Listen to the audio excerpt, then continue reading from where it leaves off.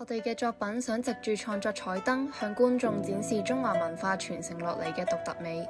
既然要設計一個富有中華文化嘅彩燈，梗係要揾最代表同埋最傳統嘅文化特色啦。彩燈透過不同層面，令觀眾更加了解中華文化背後嘅意義同埋傳承，以圖畫更深層去解釋中華文化。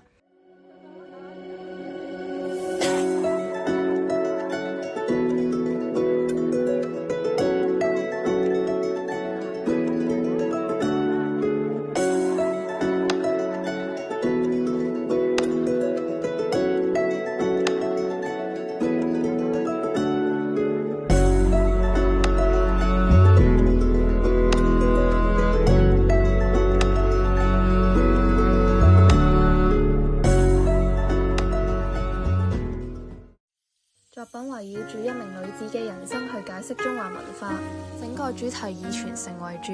中華文化係時代代代相傳之下嘅產物，表達到祖先嘅生活方式同埋思想理念。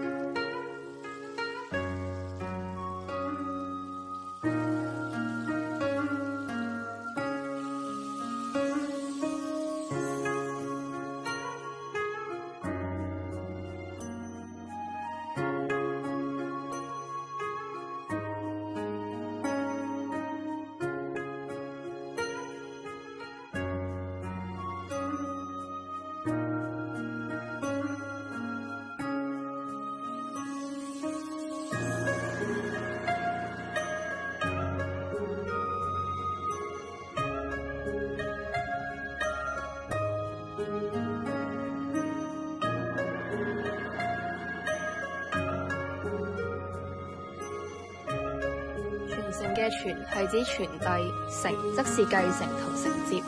因有兩者嘅存在，中華文化先可以代代相傳，有5000年嘅深厚。新年畫中，彩燈主題裏面嘅女子可以係母親傳遞中華文化，亦可以係畫中嘅小女孩承接中華文化。無論嗰一名女子係邊一個角色，佢都喺度傳承緊中華文化。有傳先可以有承。